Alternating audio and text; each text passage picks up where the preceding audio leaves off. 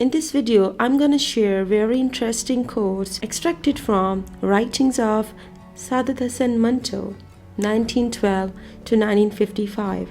A famous name in Urdu literature, was one of the most remarkable short story writers and playwrights born in Ludhiana, India. He is known for his writings on bitter realities of the society, which he described in the most surreal manner. Manto worked for All India Radio during the Second World War. His stories about struggles and the bitter realities of partition set him apart because he knew how to shred every level of detail and express it powerfully.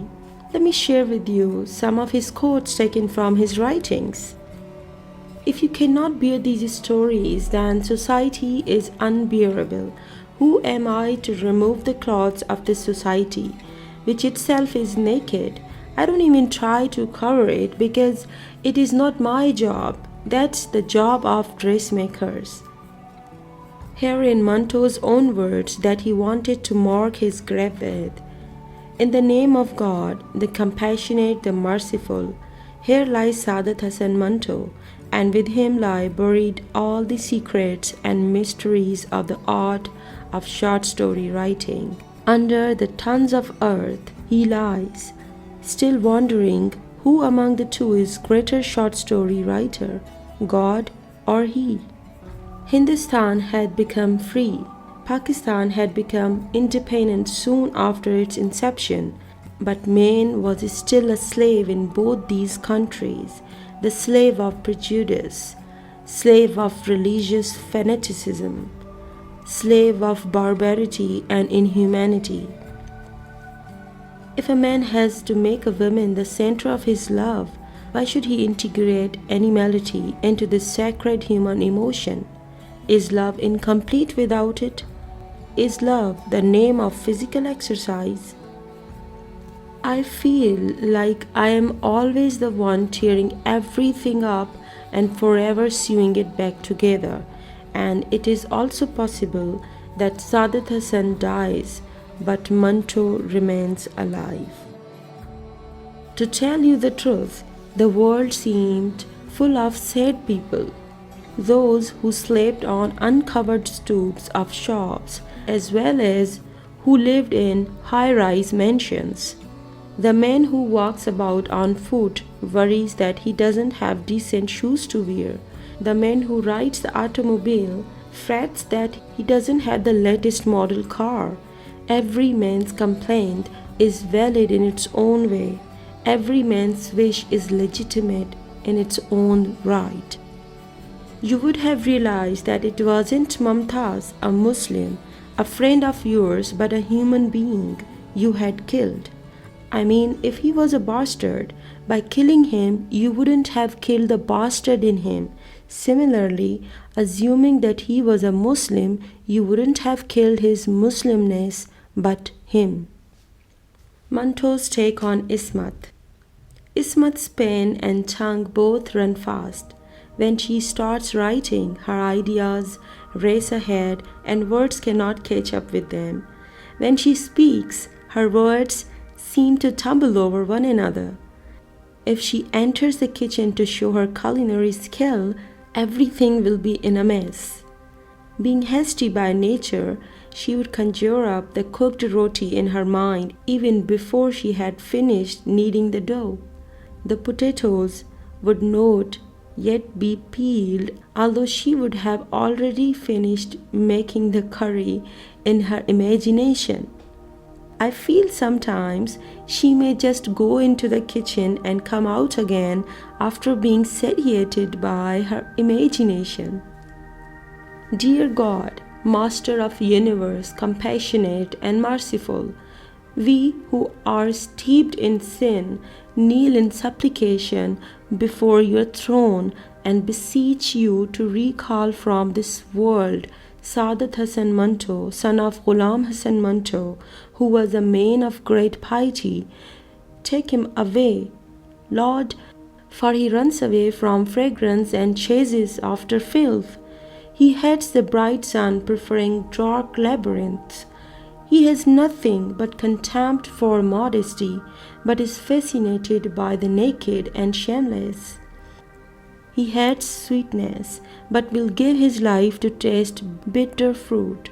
He will not so much as look at housewives, but in the seventh heaven in the company of whores.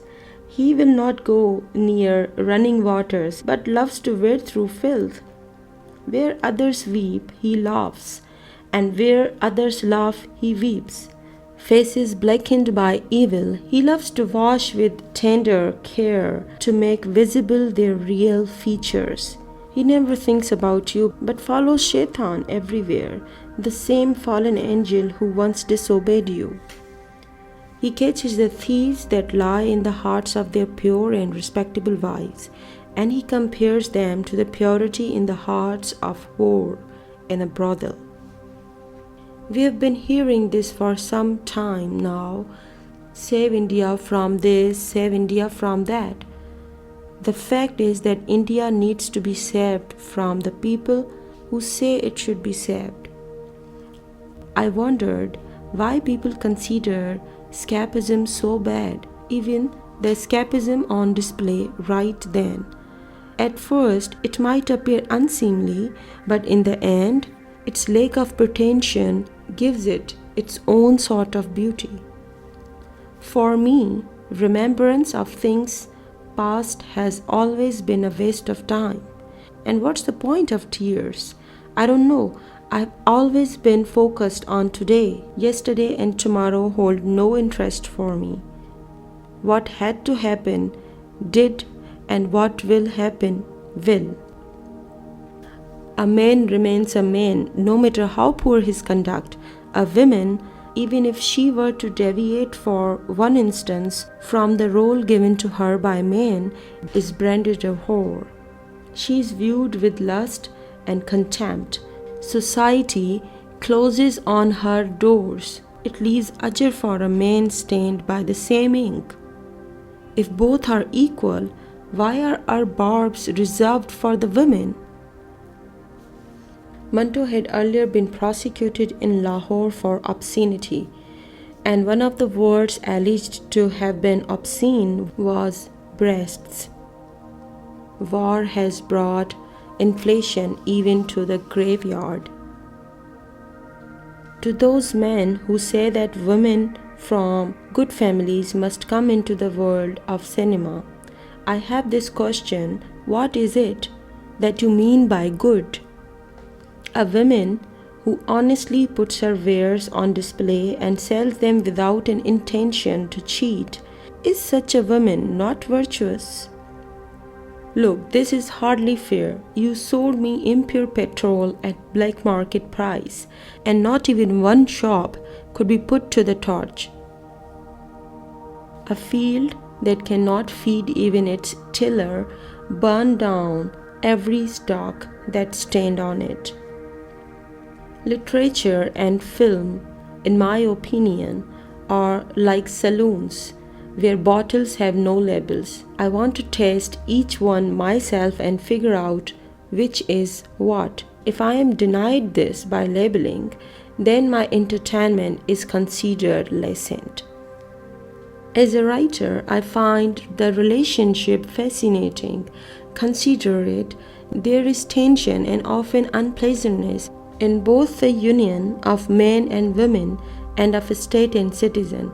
There is a great deal of hypocrisy too, but the relationship is not ever severed. The intercourse between state and citizens, it will be appropriate to call it forcible intercourse, also produces offspring, as a marriage does, but frightening ones, like the Safety Act and Ordinance, offspring that resembles their father, the state, more than the citizenry. That ugly truth about Manto, the man, that for all his love of Indian multiplicity, he went to Pakistan. He even tried convincing Chugthai to go. The future looks beautiful in Pakistan. He said to her, "We'll be able to get the houses of people who have fled from there. It will be just us there. We'll progress very quickly. When I read this, I had trouble holding the two Mantos in my mind.